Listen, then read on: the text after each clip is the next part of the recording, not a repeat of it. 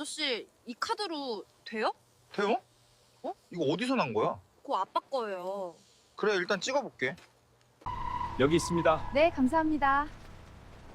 저희랑 같이 가시죠. 아저씨, 이 카드 한 번만 다시 긁어주세요. 제발이요. 동생이 분유를 못 먹은 지 이틀째예요. 붕어빵 포장마차 철판 위에서 기름이 치직거리는 소리만이 눈 내리는 골목을 채우고 있었습니다. 포장마차 주인이 카드를 집어들더니 앞뒤를 번갈아 살피며 눈살을 찌푸렸습니다. 무광택 검은색 표면에 금색 테두리, 카드. 한복판에는 일반 카드에서는 볼 수 없는 홀로그램 문양이 선명하게 새겨져 있었습니다. 얘야, 이 카드 어디서 났어? 이거 보통 카드가 아닌데. 솔직히 말해봐. 어디서 훔쳐온 거지? 이거 경찰에 신고해야 되는 거 아니야? 주인의 날카로운 고함에 11살 서하윤의 어깨가 눈에 띄게 움츠러들었습니다. 하윤이의 등에는 낡은 아기띠로 꽁꽁 묶인 14달짜리 남동생 서하준이가 새근새근 잠들어 있었습니다. 하준이의 볼은 우윳빛이어야 할 나이인데 핏기 없이 노르스름했고 작은 입술은 바싹 말라 갈라져 있었습니다. 하윤이는 아빠가 숨을 거두기 사흘 전 떨리는 손으로 하윤이의 주먹 안에 이 카드를 쥐어주며 이 카드만큼은 무슨 일이 있어도 절대로 꺼내지 마라. 이 카드를 쓰는 순간 무서운 사람들이 너희를 찾아올 수 있다. 이건 아빠와의 마지막 약속이다라고 신신당부했던 그 유품 카드를 생애 처음으로 세상 밖에 꺼내든 것이었습니다. 훔친 거 아니에요. 우리 아빠 카드예요. 비밀번호도 제가 알아요. 아저씨, 붕어빵이랑 분유 하나만요. 제발 한 번만 긁어주세요. 동생이 배고파서 자꾸 울다가 이제는 울 힘도 없어요. 하윤이의 비명 같은 외침이 겨울 골목의 찬바람에 채 녹기도 전 서울 도심 한복판 대한그룹 본사 68층 회장. 집무실의 초대형 모니터에는 핏빛 긴급 알람이 번쩍이고 있었습니다. 7년 동안 단 한 번도, 단 1원도 사용된 적 없던 아들. 서준영 명의의 블랙카드가 방금 전 서울 봉천동 어느 허름한 골목 포장마차에서 결제 시도가 감지된 것입니다. 대한그룹 서진호 회장이 도수 안경을 벗어 책상 위에 내동댕이 치며 의자에서 벌떡 일어났습니다. 찾았다. 준혁이의 카드가 살아있어. 내 아들의 흔적이 아직 이 세상 어딘가에 남아있단 말이야. 윤 실장, 당장 차 돌려. 경호팀 전부 소집해서 그 포장마차 주변 골목이란 골목은 다 막아. 이번에 놓치면 자네나 나나 평생 후회해. 결제 시도 후 정확히 30분 뒤 눈발이 흩날리는 좁은 골목 끝에 검은색 벤츠. 세 대가 일렬로 멈춰서며 위압적인 헤드라이트 불빛이 어둠을 갈랐습니다. 죽은 아빠의 카드 한 장이 불러온 이 거대한 폭풍은 과연 11살 소녀와 갓난 동생을 어디로 데려가게 될까요? 사연 시작 전 구독과 좋아요 눌러주시고 어디에서 보고 계신지 댓글로 알려주시면 그곳에 행복만 가득하기를 기원하겠습니다. 매서운 칼바람이 반지하 방에 갈라진 창틀 사이를 사정없이 파고들었습니다. 창문에 덕지덕지 붙여놓은 신문지가 바람에 펄럭일 때마다 밖에서 쏟아지는 눈발이 장판 위까지 스며들었습니다. 반지하 특유의 꿉꿉한 곰팡이 냄새와 한기가 뒤섞인 공기가 방 안가득 무겁게 가라앉아 있었습니다. 서하윤이 곰팡이가 핀 벽에 등을 기대고 앉은 채 무릎 위에 올려놓은 동생 하준이의 이마에 손등을 대보았습니다. 14달짜리 하준이의 이마는 불에 댄 것처럼 뜨거웠습니다. 기저귀는 어제 마지막 한 장을 썼고 분유통은 사흘 전에 바닥을 드러냈습니다. 하윤이가 쌀뜨물에 설탕을 타서 먹여보았지만 하준이는 그것마저 받아들이지 못하고 젖은 기침만 계속했습니다.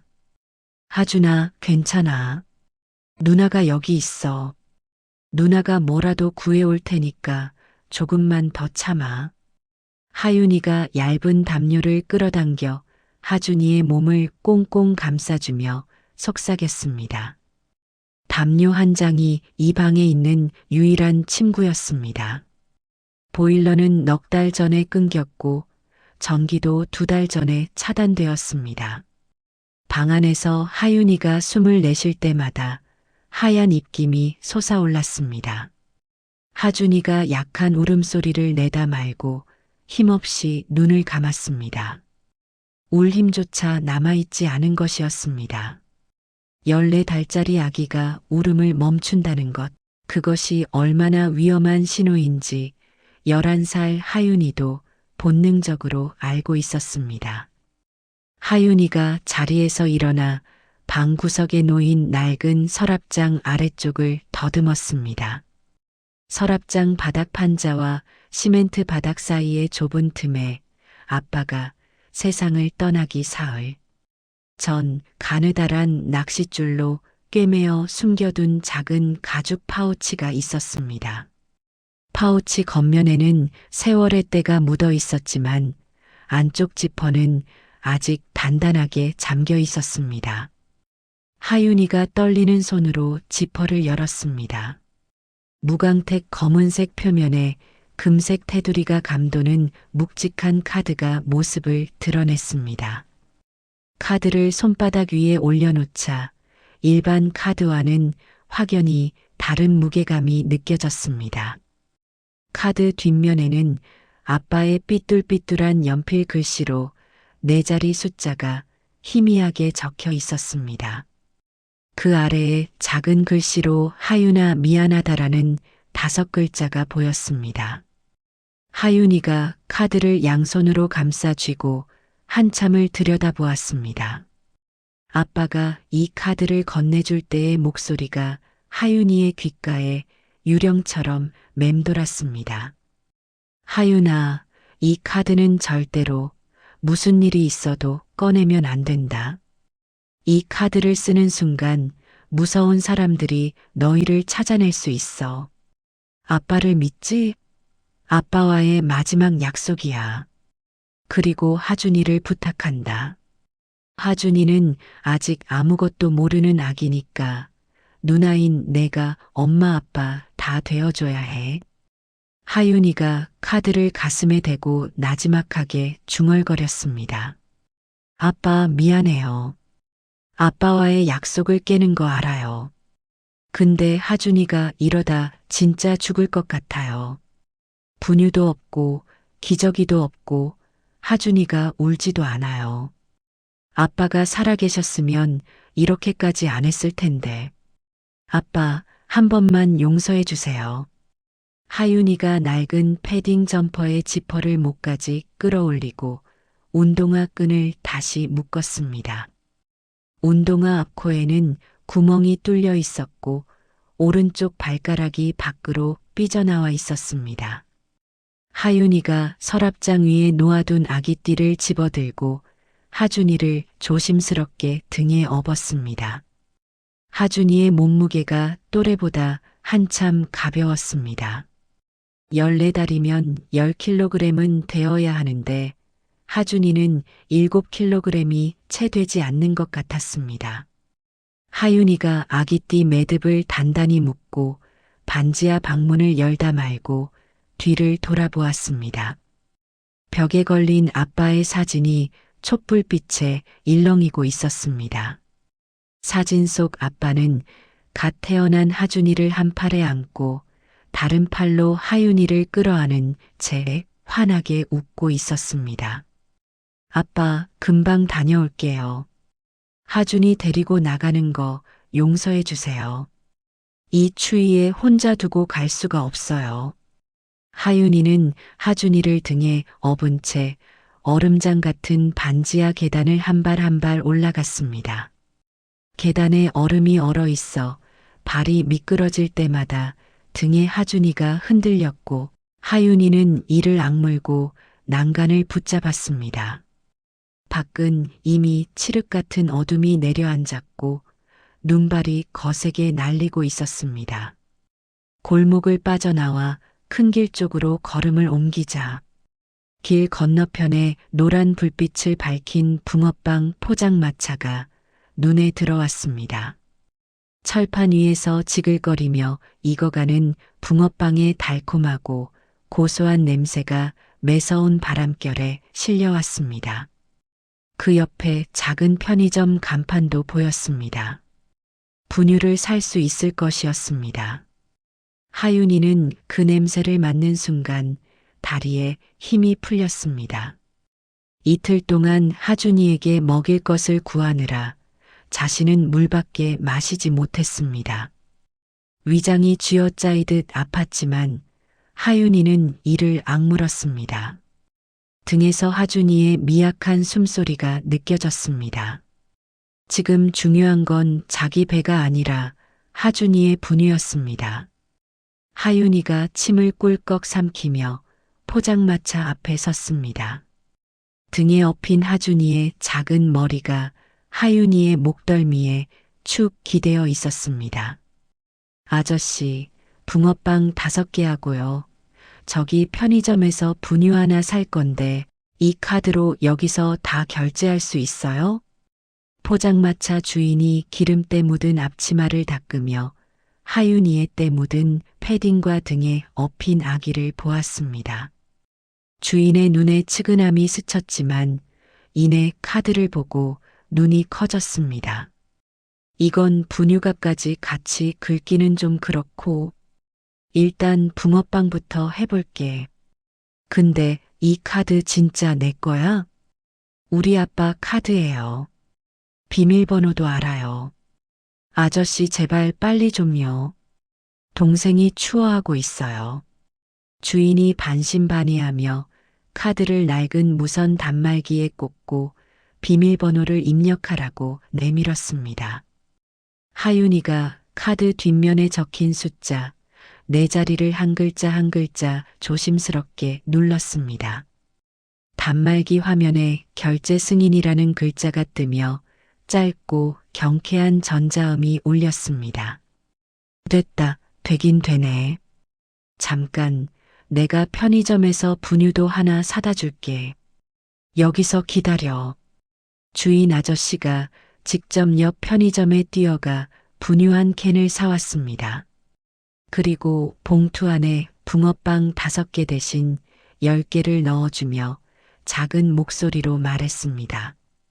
나머지는 아저씨가 서비스야. 이 추운 날에 아기 업고 나오느라 고생했다. 하윤이가 분유캔과 붕어빵 봉투를 한 팔로 꼭 안고 남은 한 손으로 등에 하준이를 받쳐주며 허리를 깊이 숙였습니다. 감사합니다. 정말 정말 감사합니다. 하윤이는 분유캔을 가슴에 품고 다시 어두운 골목을 향해 걸음을 재촉했습니다. 눈발이 하윤이의 얼굴을 때렸지만 하윤이는 고개를 숙이지 않았습니다. 등에서 하준이가 분유 냄새를 맡았는지 작은 소리로 칭얼거렸습니다. 그 소리가 하윤이에게는 세상에서 가장 반가운 소리였습니다.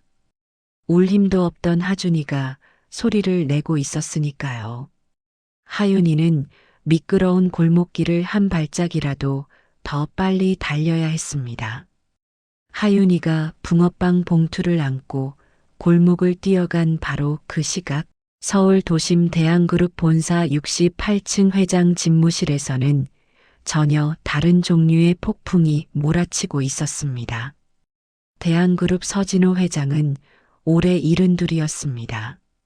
한국 재계 서열 5위, 건설과 물류와 반도체를 아우르는 거대 기업 집단의 총수였습니다. 이 막강한 권력의 사나이에게는 7년간 단 하루도 빠짐없이 반복해온 습관이 하나 있었습니다. 매일 밤 잠자리에 들기 전 태블릿 PC를 열어 아들 서준영 명의의 블랙카드 사용 내역을 확인하는 것이었습니다. 7년 동안 그 화면에는 언제나 같은 문장만 떠 있었습니다. 사용 내역 없음. 서진호 회장은 그 5글자를 볼 때마다 가슴 한구석이 쓰라렸지만 동시에 카드가 해지되지 않았다는 것 자체가 아들이 어딘가에 살아있을지도 모른다는 신락 같은 증거라고 스스로를 위로했습니다. 오늘 밤도 어김없이 태블릿을 열었습니다. 그런데 화면이 평소와 달랐습니다. 사용 내역 없음 대신 한 줄의 결제 기록이 선명하게 떠올라 있었습니다. 결제처 행복붕어빵. 결제 금액 5,000원. 결제 시각 오후 9시 47분. 결제 위치 서울시 관악구 봉천동. 서진호 회장의 손에서 찻잔이 미끄러져 카펫 위로 떨어지며 갈색 찬물이 사방으로 튀었습니다. 회장의 두 눈이 화면에 박힌 채 미동도 하지 않았습니다. 심장이 멈춘 것처럼 몇 초간 숨조차 쉬지 못하다가 갑자기 의자를 밀치며 벌떡 일어나 옆에 앉은 윤비서 실장의 팔을 두 손으로 움켜잡았습니다. 윤 실장, 이거 봐. 지금 당장 확인해. 준혁이 카드가 긁혔어. 7년이야. 7년 동안 단 한 번도 움직이지 않던 카드가 지금 긁혔단 말이야. 서진호 회장의 목소리가 떨리고 있었습니다. 대한그룹 총수로서 수천 명의 임직원 앞에서 한 번도 동요하지 않았던 그 목소리가 5,000원짜리 붕어빵 결제. 내역 한 줄에 산산이 부서지고 있었습니다. 윤비서 실장이 태블릿을 빠르게 조작하며 보고했습니다. 회장님, 결제 위치 확인됐습니다. 관악구 봉천동 소재 골목 포장마차입니다.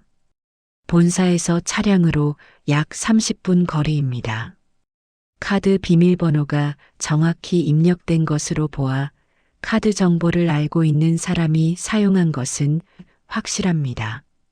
서진호 회장이 집무실 문을 박차고 나가며 복도에 대기 중이던 경호 팀장에게 호령했습니다. 김 팀장, 비상이다. 경호팀 전원 즉시 소집해. 차량 세대 출발 준비하고 그 골목 반경 1km 모든 출입구를 봉쇄해. 이건 명령이야. 지하 주차장에서 검은색 벤츠 S클래스 세대가 굉음을 내며 차례로 빠져나왔습니다. 서진호 회장은 맨 앞 차량 뒷좌석에 앉아 창밖을 응시했습니다. 눈발이 점점 거세지고 있었습니다. 7년 전 그 밤에도 이렇게 눈이 내렸습니다. 서진호 회장이 창유리에 이마를 기대며 7년 전의 기억을 떠올렸습니다. 그날 밤 장남 서준혁이 24세 아내 이수진과 4살짜리 딸 하윤이를 데리고 성북동 대저택을 나갔습니다. 아들은 현관에서 뒤도 돌아보지 않았습니다. 서진호 회장이 아들의 뒷모습을 향해 내가 나가면 다시는 이 문턱을 넘지 못할 줄 알아라고 소리쳤던 그 마지막 말이 7년 동안 회장의 가슴에 대못처럼 박혀 있었습니다. 아들은 왜 나갔을까? 서진호 회장은 7년 동안 그 답을 찾지 못했습니다. 아들이 회사의 비자금 문제를 들추었을 때 어린 놈이 어른 일에 참견하지 말라고 윽박질렀던 자신을 회장은 기억하고 있었습니다. 그러나 정말로 아들을 내쫓은 것이 누구인지 그 뒤에 어떤 음모가 있었는지를 회장은 아직 알지 못했습니다. 30분 뒤 검은색 벤츠 세대가 봉천동의 좁은 골목 입구에 일렬로 멈춰 섰습니다. 고급 세단에서 뿜어져 나오는 위압적인 헤드라이트 불빛이 허름한 골목을 대낮처럼 밝혔습니다. 차 문이 동시에 열리며 검은 코트에 이어피스를 꽂은 경호원 8명이 쏟아져 나왔습니다. 경호원 한 명이 포장마차 주인에게 다가가 태블릿 화면을 보여주며 물었습니다. 이 카드로 결제한 사람이 누구입니까? 포장마차 주인이 눈을 동그랗게 뜨며 더듬거렸습니다. 아까 여자아이 하나가 왔었어요. 11~12살쯤 됐는데 등에 아기를 업고 있었어요. 붕어빵이랑 분유를 사가지고 저쪽 골목 아래 반지하 쪽으로 내려갔어요. 서진호 회장이 차에서 내리며 코트 깃을 세우고 골목 안쪽을 바라보았습니다. 눈발 사이로 좁고 가파른 계단이 보였고 그 아래로 반지하 방의 희미한 불빛이 깜빡이고 있었습니다. 촛불이었습니다. 서진호 회장이 윤비서실장의 만류를 뿌리치고 직접 계단을 내려가기 시작했습니다. 내가 직접 가야 해. 7년을 기다렸는데 남을 보낼 수는 없어. 반지하 방의 녹슨 철문 앞에 도착했을 때 안에서 아이의 목소리가 들려왔습니다. 하준아, 누나가 왔어. 이제 분유 먹자. 따뜻하게 타줄게. 조금만 기다려. 서진호 회장의 심장이 한 박자 멈추었습니다. 그 목소리는 아이의 목소리였습니다. 아들 준혁의 목소리가 아니었습니다. 그런데 동생을 다독이는 그 어조, 그 간절함이 어린 시절 준혁이가 동생에게 밥을 양보하던 모습과 너무나 닮아 있었습니다. 서진호 회장이 떨리는 손으로 철문을 두드렸습니다. 철문을 두드리는 소리에 방 안이 순간 조용해졌습니다. 분유를 타던 하윤이의 손이 멈추었습니다. 누구세요? 문 안 열어요. 여기 아무도 없어요. 가세요. 하윤이가 하준이를 가슴에 끌어안으며 방 구석으로 물러났습니다. 아빠가 경고했던 무서운 사람들이 정말로 찾아온 것이라고 하윤이는 생각했습니다. 문 밖에서 윤비서실장의 조심스러운 목소리가 울렸습니다. 아가야, 우리는 나쁜 사람이 아니란다. 아까 포장마차에서 카드를 사용했지? 그 카드 주인을 아는 분이 오셨어. 문 좀 열어줄 수 있겠니?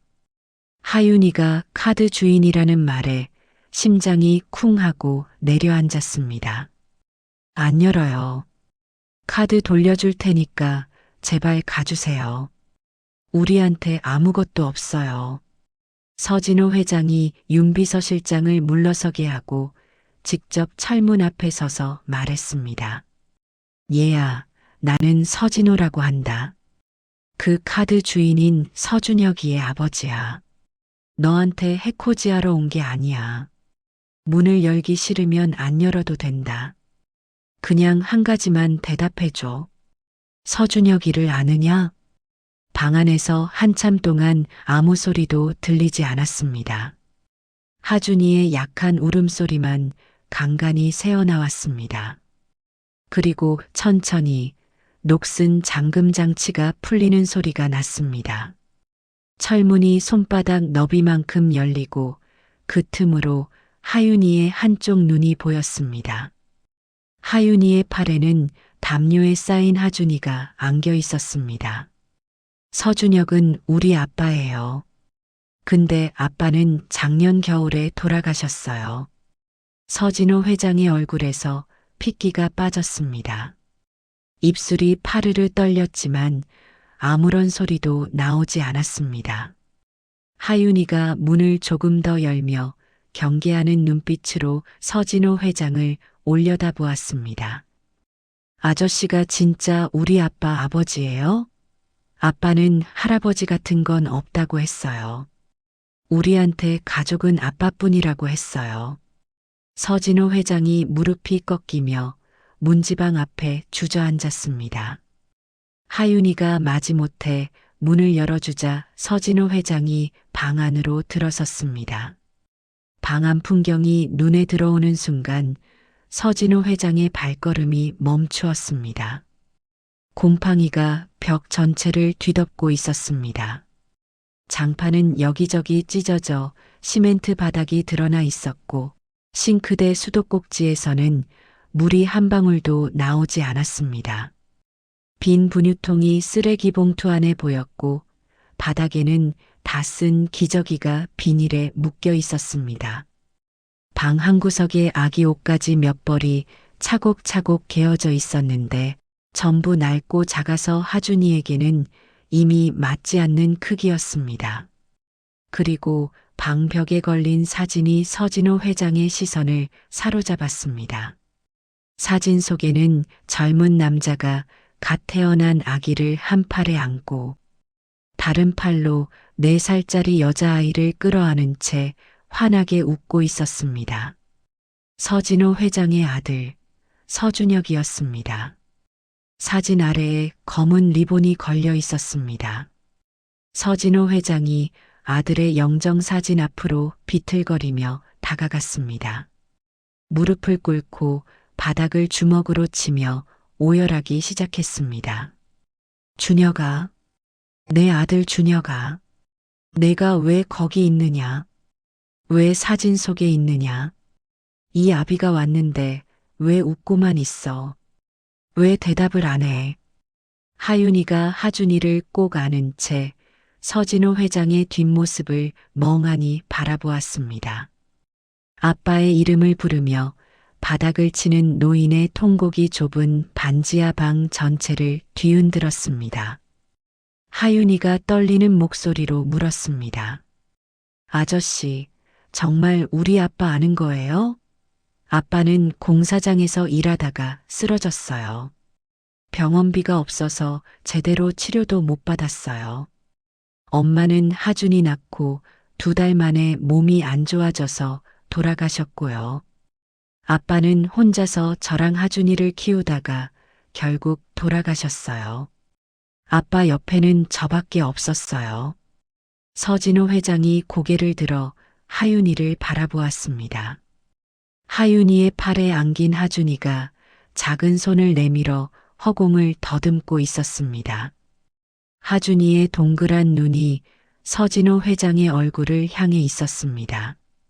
서진호 회장이 떨리는 손으로 코트 안주머니에서 낡은 사진을 꺼냈습니다. 이걸 봐라. 이건 내 아빠가 5살 때 찍은 사진이다. 내가 목마를 태워줬어. 놀이공원에서 솜사탕을 2개 먹겠다고 떼를 쓰던 날이야. 하윤이가 사진을 받아들고 벽에 걸린 아빠의 영정사진과 번갈아 비교했습니다. 같은 눈, 같은 웃을 때 올라가는 입꼬리였습니다.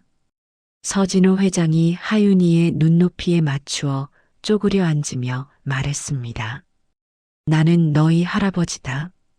아빠가 집을 나간 뒤 7년 동안 매일 밤 그 카드가 긁히기를 기다렸어. 카드가 긁히면 아들이 어디 있는지 알 수 있으니까. 근데 아들 대신 내가 긁어준 거구나.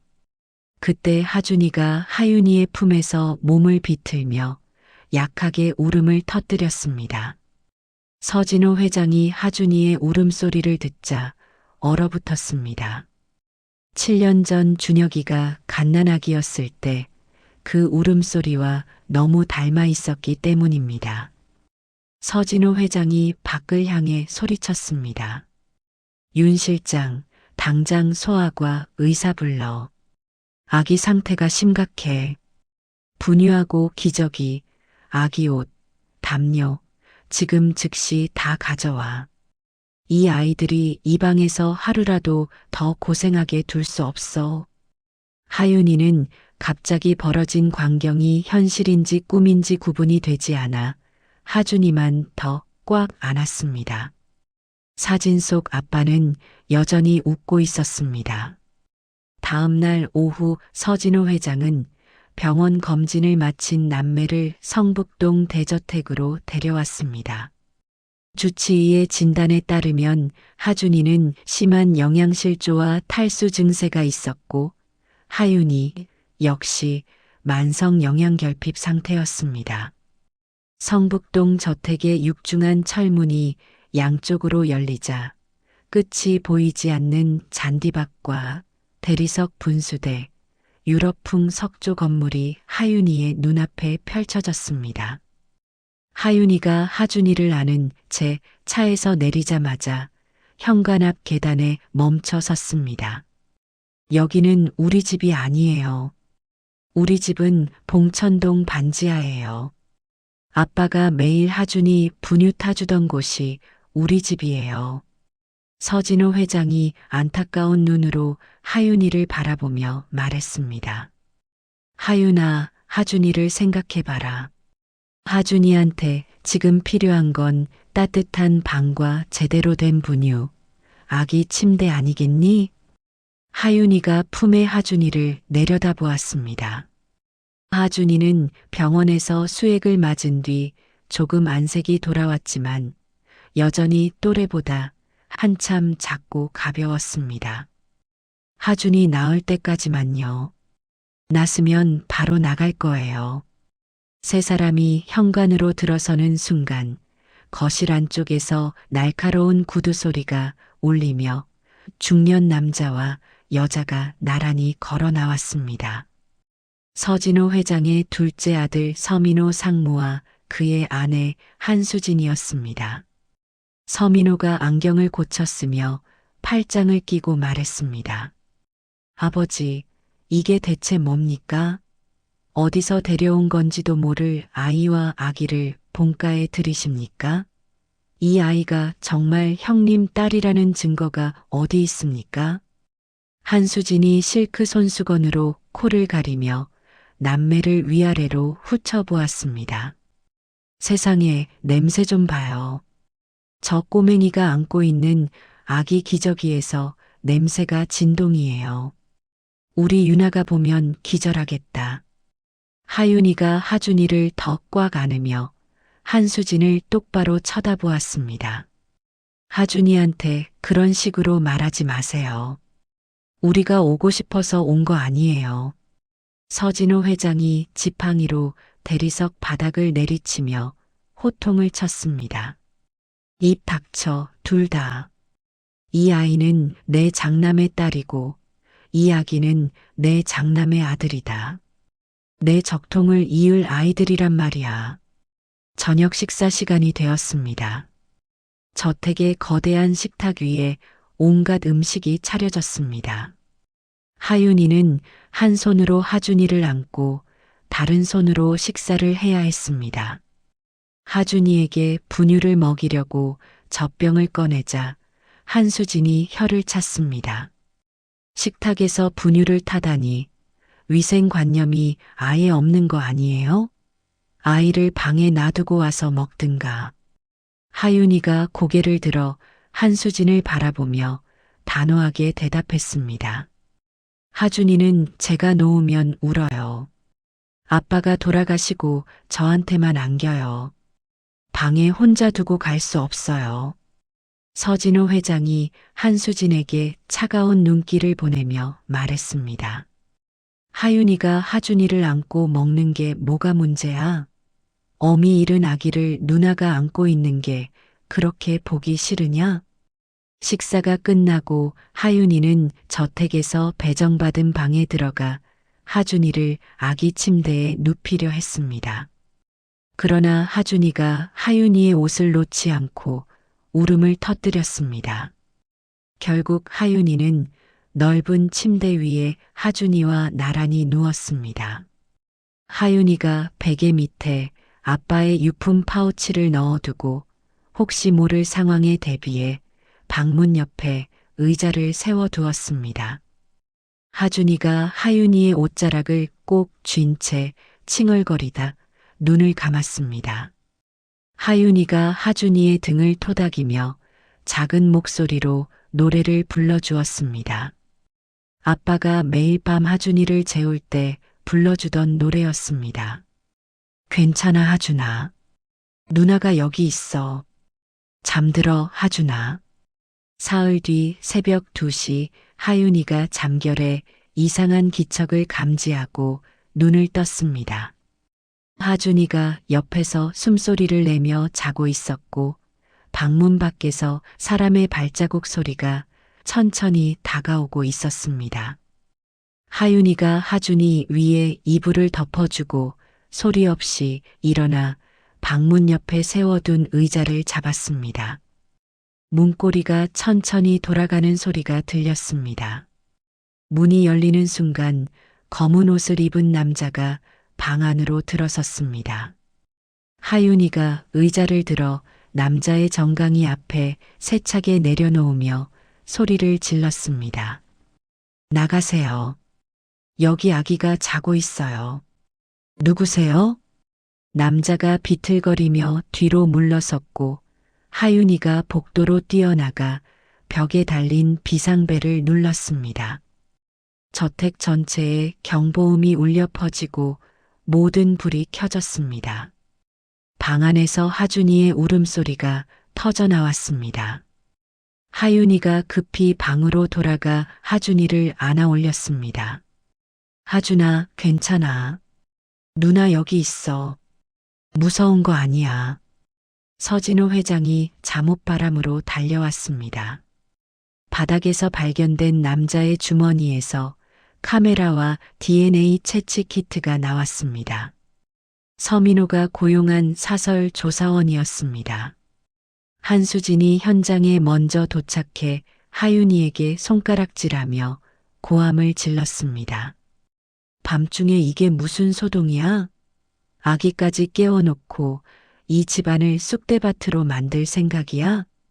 서진호 회장이 한수진을 노려보며 떨리는 목소리로 말했습니다. 내 손녀방에 침입자를 보낸 게 누구야? 민호, 내 짓이지? 한 번만 더 이런 일이 일어나면 너와 내 처를 이 집에서 완전히 내보내겠다.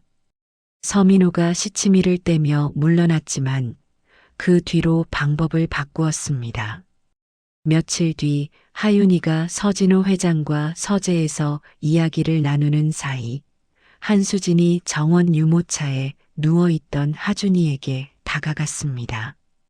한수진이 하준이의 뺨을 손가락으로 톡톡 건드리며 낮게 속삭였습니다. 참 불쌍하기도 하지. 엄마도 없고 아빠도 없고 저 할아버지가 아빠를 내쫓았기 때문에 아빠가 고생하다 죽은 건데 이 아기는 아무것도 모르겠지. 하준이가 낯선 손길에 울음을 터뜨렸지만 한수진은 아랑곳하지 않고 자리를 떴습니다. 하윤이가 하준이의 울음소리를 듣고 정원으로 달려왔습니다. 하준이를 안아 올리자 하준이의 볼에 낯선 향수 냄새가 묻어 있었습니다. 한수진의 향수였습니다. 하윤이가 하준이를 꼭 안은 채 한수진의 방으로 뛰어들어갔습니다. 하준이한테 손댔죠? 하준이한테 뭘 한 거예요? 아기한테 왜 그러는 거예요? 한수진이 소파에 앉아 손톱을 다듬으며 태연하게 대답했습니다. 울고 있길래 달래준 것뿐이야. 엄마가 없으니까 누가 달래주겠어? 너 같은 꼬맹이가 엄마 노릇을 하고 있으니 아기가 불쌍하지. 하윤이가 이를 악물고 눈물을 흘리며 말했습니다. 아빠가 살아계셨으면 이런 말 안 들었을 거예요. 하준이한테 다시 한번 손 떼면 가만 안 있을 거예요. 반드시 갚아드릴 테니까. 반드시요. 하윤이는 하준이를 재운 뒤 밤새 잠을 이루지 못했습니다. 아빠의 유품 파우치를 다시 열어 안을 확인했습니다. 블랙카드와 함께 파우치 안쪽 숨겨진 주머니에 작은 은색 열쇠가 하나 더 들어 있었습니다. 아빠가 카드와 함께 남겨둔 이 열쇠에는 아무런 설명이 없었습니다. 하윤이는 아빠가 돌아가시기 직전 열에 들떠 헛소리처럼 중얼거렸던 말을 떠올렸습니다. 지아, 아빠 방 열쇠가 다 알려줄 거야. 하윤아. 하윤이는 저택을 밤마다 탐색하기 시작했습니다. 낮에는 하준이의 곁을 지키고 밤에는 하준이가 깊이 잠든 것을 확인한 뒤 경호원들의 교대 시간을 틈타 저택의 구석구석을 뒤졌습니다. 닷새째 되는 밤 서재 뒤편의 좁은 계단을 통해 지하 창고로 내려가는 길을 발견했습니다. 지하 창고는 먼지가 수북이 쌓여 오랫동안 아무도 방문하지 않은 곳이었습니다. 하윤이가 휴대폰 손전등을 켜고 창고 안을 살피다가 벽면 한쪽 구석에 다른 벽돌과 색깔이 미묘하게 다른 부분을 발견했습니다. 벽돌을 빼내자 그 뒤에 작은 금속 캐비닛이 나타났습니다. 캐비닛 정면에 아빠의 열쇠와 정확히 일치하는 열쇠 구멍이 있었습니다. 하윤이가 열쇠를 꽂고 돌리자 묵직한 기계음과 함께 캐비닛 문이 열렸습니다. 그 안에는 서준혁이라는 이름이 적힌 낡은 서류 뭉치, 통장 사본 여러 장, 그리고 소형 녹음기 하나가 들어 있었습니다. 서류에는 서민호가 7년 전형 서준혁을 회사에서 강제로 축출한 경위가 상세히 기록되어 있었습니다. 서민호는 회사 비자금 장부를 위조하여 형이 횡령한 것처럼 꾸몄고 서진호 회장에게는 아들이 돈을 들고 도망갔다고 보고했습니다. 회장이 매달 아들 계좌로 보내는 생활비도 전부 중간에서 가로챈 기록이 고스란히 남아 있었습니다.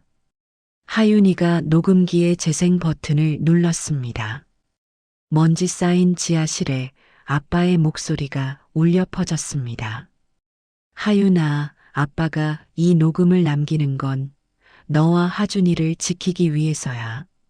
삼촌이 아빠를 회사에서 내쫓고 할아버지한테 아빠가 돈을 훔쳐 도망갔다고 거짓말을 했어. 할아버지가 보내준 돈도 삼촌이 전부 가로챘어. 아빠는 할아버지를 미워하지 않아. 할아버지는 아무것도 모르셔. 전부 삼촌이 꾸민 일이야. 하윤아, 때가 되면 이 증거를 할아버지한테 꼭 전해줘. 그리고 카드는 정말 급할 때만 써. 카드가 긁히면 할아버지가 너희를 찾을 수 있을 거야. 하윤아, 하준이 잘 부탁한다. 내가 하준이의 엄마이자 누나야. 아빠가 미안하다. 정말 미안하다.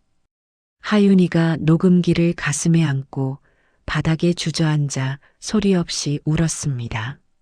목구멍에서 올라오는 통곡을 이를 악물어 삼켰습니다. 위층에서 하준이가 깨면 안 되니까요. 아빠, 할아버지가 나쁜 사람이 아니었어. 아빠는 할아버지를 원망하지 않았어. 전부 삼촌이 꾸민 거였어. 그때 뒤에서 발자국 소리가 들렸습니다. 하윤이가 급히 서류를 품에 숨기고 돌아봤습니다. 저택의 전속 운전기사 오영달 씨가 작업복 차림으로 하윤이를 내려다보고 있었습니다. 오 기사가 나지막한 목소리로 말했습니다. 아가씨, 그 열쇠를 찾으셨군요. 큰 도련님께서 그토록 지키려 하셨던 것을 말입니다.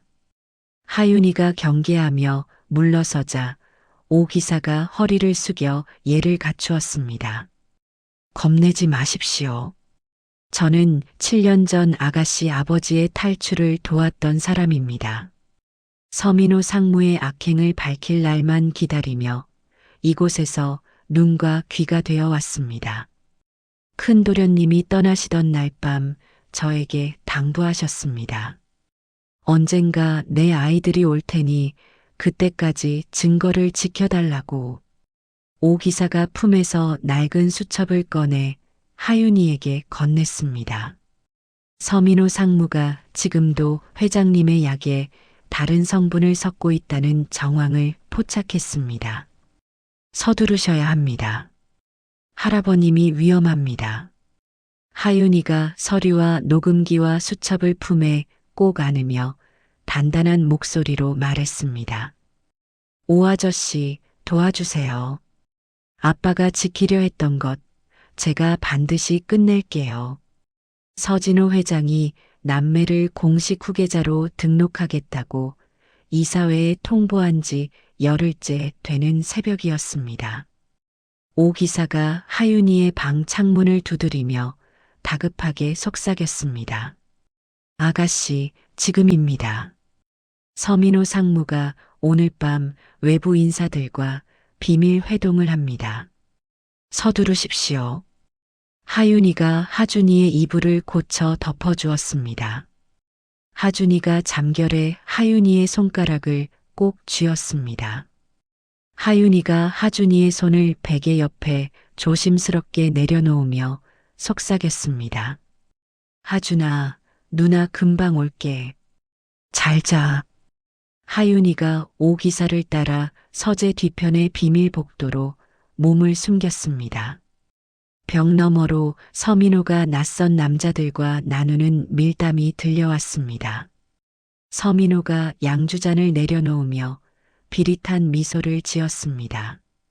아버지 건강이 급격히 나빠지고 있어. 주치의한테 약 조절하라고 지시해뒀으니까 한 달이면 될 거야. 치매 진단서 받아내고 후견인 소속 넣으면 경영권은 자동으로 나한테 넘어와. 저 거지년하고 젖먹이는 시설로 보내든 해외로 보내든 마음대로야. 하윤이가 녹음 중인 휴대폰을 꽉 움켜쥐었습니다. 그때 복도 끝에서 서민호의 비서가 나타나 하윤이의 팔을 잡아챘습니다. 이 꼬마가 여기서 뭐 하는 거야? 상무님, 여기 이 애가 숨어 있었습니다. 서민호가 성큼 다가와 하윤이의 휴대폰을 빼앗았습니다. 이간 큰 것이 어른들 대화를 엿들어? 하윤이가 서민호를 똑바로 올려다보며 말했습니다. 우리 아빠 쫓아낸 것도 모자라서 할아버지까지 해치려고. 아빠가 다 녹음해놨어요. 증거가 있어요. 서민호의 눈에 도끼가 번쩍였습니다. 서민호가 비서들에게 눈짓하자 사내들이 남매의 방으로 향했습니다. 하윤이가 비명을 질렀습니다. 하준이한테 손대지 마세요. 하준이는 악이라고요. 오 기사가 몸을 날려 사내들 앞을 가로막았습니다. 아가씨, 뒷문으로 가십시오. 주차장에 제 차 시동이 걸려 있습니다. 하준 도련님을 데리고 어서 가십시오. 하윤이가 방으로 달려가 잠든 하준이를 아기띠로 급하게 등에 묶었습니다. 하준이가 잠에서 깨 울음을 터뜨렸습니다. 하윤이가 달리면서 하준이의 등을 토닥이며 속삭였습니다. 하준아, 괜찮아. 누나가 있어. 울지 마. 제발 울지 마. 오 기사가 밀려드는 보안 요원들을 온몸으로 막아내며 외쳤습니다. 제 걱정은 마시고 남쪽 골목으로 빠지십시오. 봉천동 사거리 편의점 앞에서 기다리면 도와줄 사람이 올 겁니다. 어서요. 하윤이는 하준이를 등에 업은 채 눈물 범벅이 된 얼굴로 새벽 어둠 속을 달렸습니다. 하윤이는 하준이를 업은 채 저택 뒷담을 넘어 골목길로 빠져나왔습니다. 그러나 서민호가 보낸 추격조가 골목 곳곳에 배치되어 있었습니다. 헤드라이트 불빛이 골목을 훑쳤습니다. 하윤이가 이를 악물고 골목 사이를 누비며 도망쳤습니다. 등에서 하준이가 울음을 참으려는 듯 작은 신음을 내고 있었습니다. 한참을 달린 끝에 한강 둔치에 이르렀습니다. 뒤에서 추격자들의 발소리가 가까워지고 있었습니다. 앞은 강이고 뒤는 막혀 있었습니다. 하윤이가 어둠 속에서 강변의 낮은 콘크리트 제방 아래를 살폈습니다. 제방 아래 숲을 사이에 좁은 틈이 있었습니다. 하윤이가 하준이를 가슴에 꼭 안고 그 틈으로 몸을 밀어 넣었습니다. 수풀의 가시가 팔과 다리를 긁었지만 소리를 내지 않았습니다. 하준이가 울음을 터뜨리려는 순간 하윤이가 하준이의 입에 아빠의 유품 파우치에 남아있던 분유 사탕을 물려주었습니다. 비상시를 위해 아꼈던 마지막 한 알이었습니다. 하준아, 쉿. 조용히. 누나가 있어. 괜찮아. 추격자들이 제방 위를 지나가며 손전등을 비추었습니다. 불빛이 숲을 위를 스쳤지만 하윤이와 하준이가 숨은 틈까지는 닿지 않았습니다. 하윤이가 하준이의 머리를 가슴에 파묻고 자신의 심장 소리조차 멈추고 싶었습니다. 분명 이쪽으로 왔는데 아기를 안고 강을 건넜을 리는 없고 상무님께 놓쳤다고 보고해. 추격자들의 발소리가 멀어졌습니다. 하윤이가 겨우 숨을 내쉬었습니다. 1월의 새벽 강바람이 뼛속까지 파고들었지만 하윤이는 하준이를 더 꽉 끌어안아 체온을 나누었습니다. 날이 밝을 때까지 그 자리에서 버텨야 했습니다. 하준이가 분유 사탕을 빨며 하윤이의 품에서 스르르 잠이 들었습니다. 하윤이는 잠들지 않았습니다. 눈을 감으면 하준이를 지킬 수 없었으니까요. 동이 트자 하윤이는 강변 산책로를 따라 걸어 봉천동 방향으로 향했습니다. 편의점 앞에 도착했을 때 뜻밖의 얼굴들이 기다리고 있었습니다. 봉천동 반지하 시절 남매에게 남은 반찬을 몰래 가져다 주던 분식집 김이모, 새벽 배달길에 하윤이를 오토바이 뒤에 태워 학교에 데려다 주던 배달원 형들이었습니다. 분식집 김이모가 하윤이와 하준이를 보고 뛰어오며 울었습니다. 하윤아, 세상에. 하준이까지 데리고 이 고생을. 오 기사님한테 다 들었어. 어서 안으로 와. 하준이 분유부터 타자. 이모의 가게 안에서 하준이에게 따뜻한 분유를 먹이는 동안 배달원 형 민수가 텔레비전을 가리켰습니다. 하윤아, 지금 뉴스 봐. 서민호가 오늘 긴급 이사회 열어서 회장 자리 먹으려 한다더라. 내 할아버지가 병원에 강제 입원당했대. 하윤이가 품속에 숨겨둔 USB와 서류 뭉치를 꺼내며 말했습니다. 아빠의 녹음 파일, 서민호의 밀담 녹음, 위조 장부, 약물 투여 정황 자료가 모두 들어 있었습니다. 여기에 삼촌이 아빠를 쫓아내고 할아버지한테 독을 먹인 증거가 다 있어요. 형들, 이모, 저 좀 도와주세요. 오늘 이사회가 끝나기 전에 가야 해요. 배달원들이 일제히 오토바이 시동을 걸며 헬멧을 하윤이에게 내밀었습니다. 민수 형이 말했습니다. 걱정 마라 하윤아. 우리 봉천동 식구들이 돈은 없어도 의리는 있다. 이사회장까지 길 뚫어주마. 대한그룹 본사 건물 앞은 서민호의 회장 취임 소식을 둘러싼 취재진과 시위대로 뒤엉켜 있었습니다. 수십 대의 배달 오토바이가 굉음을 내며 본사 정문을 포위하고 하윤이가 내릴 수 있도록 통로를 만들었습니다. 하윤이가 오토바이에서 내렸습니다. 등에는 하준이가 아기띠에 꽁꽁 묶인 채 잠들어 있었습니다. 김이모가 다가와 하준이를 받으려 했지만 하윤이가 고개를 저었습니다.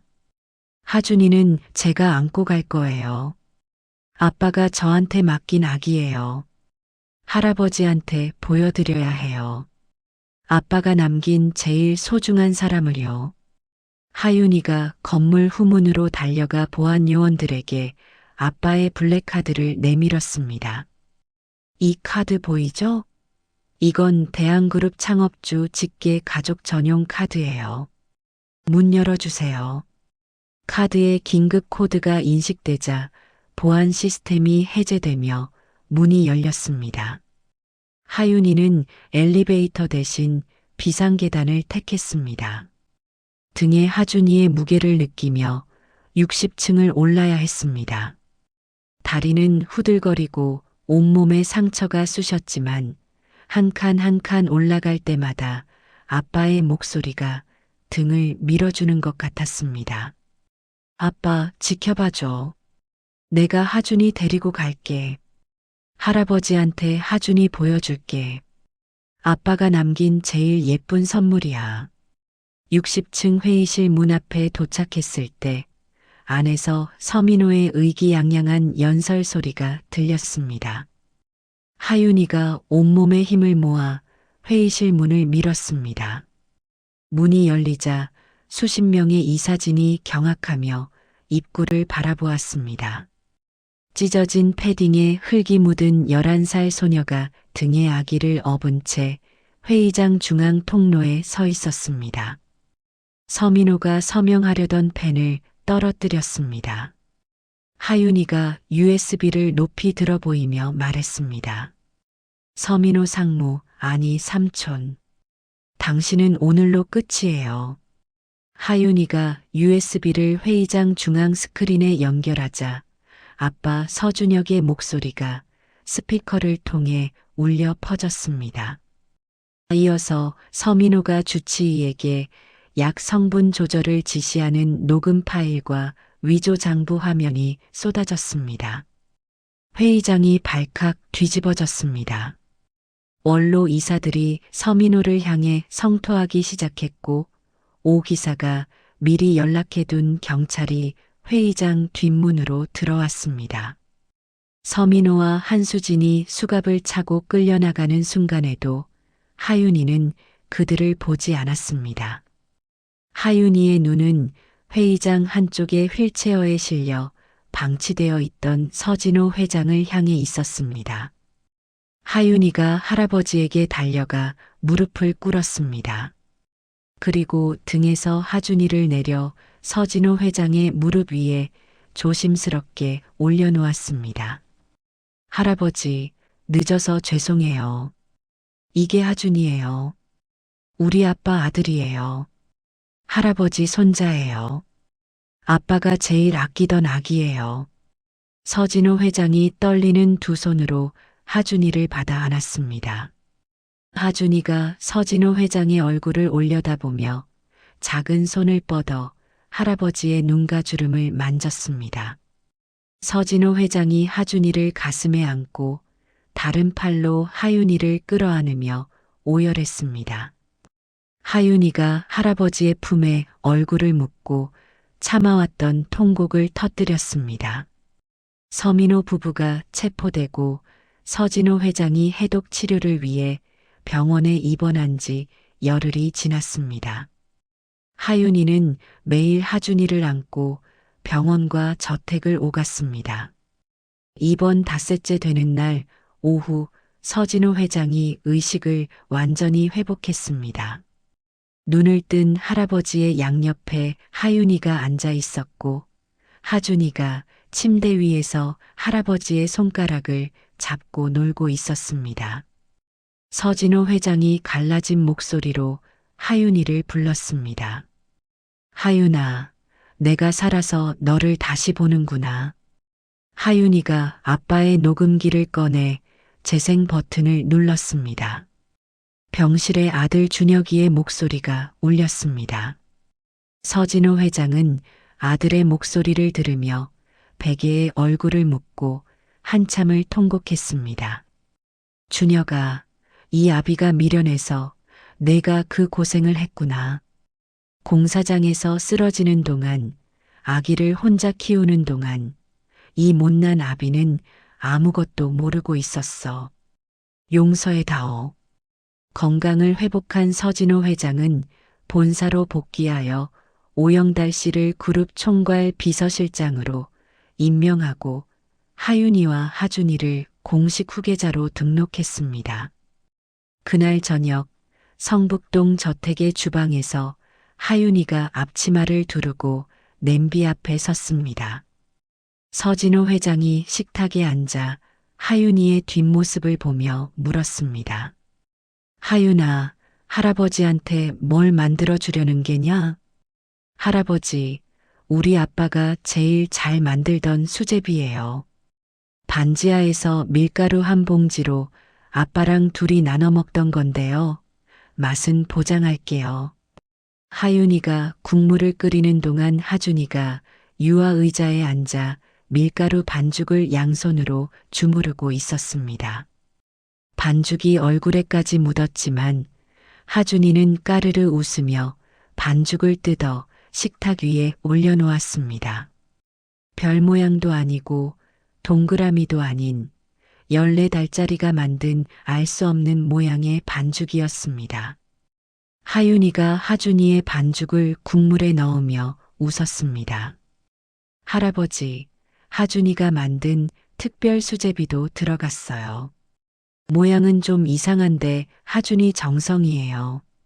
잠시 후 김이 모락모락 나는 투박한 수제비가 식탁 위에 올랐습니다. 서진호 회장이 국물을 한 숟갈 떠먹더니 눈을 지그시 감고 한참을 말없이 있었습니다. 참으로 달구나. 평생 먹어본 사내진미 중에 이 수제비 한 그릇이 가슴을 가장 뜨겁게 덮이는구나. 하윤이가 할아버지의 그릇에 감자를 듬뿍 얹어주며 말했습니다. 할아버지, 많이 드세요. 이제 우리 반지하에서 배고파서 울던 시절은 영원히 안녕이에요. 그때 하준이가 유아 의자에서 몸을 앞으로 기울이더니 작은 손으로 서진호 회장의 수제비 그릇을 가리키며 알 수 없는 옹알이를 했습니다. 아바. 하윤이와 서진호 회장이 동시에 얼어붙었습니다. 하준이가 지금까지 한 번도 발음하지 못했던 소리를 낸 것이었습니다. 서진호 회장이 하준이를 안아 올리며 눈물을 글썽였습니다. 하준아, 지금 뭐라고 했어? 다시 한번 해봐. 하준이가 서진호 회장의 코를 작은 손으로 잡으며 다시 옹알이를 했습니다. 하바. 하윤이가 두 손으로 입을 가리며 눈물을 흘렸습니다. 할아버지, 하준이가 할아버지를 부르고 있어요. 아빠를 못 만나서 아빠를 못 배웠는데 할아버지를 보고 배운 거예요.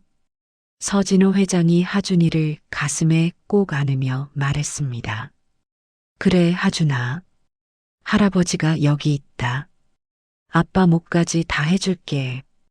이 할아버지가 너희 손을 놓는 일은 다시는 없을 거야. 하윤이가 두 사람을 바라보며 아빠의 영정 사진을 떠올렸습니다. 아빠, 보고 있어요? 하준이가 웃고 있어요. 할아버지가 울면서 웃고 있어요. 우리 괜찮아요, 아빠.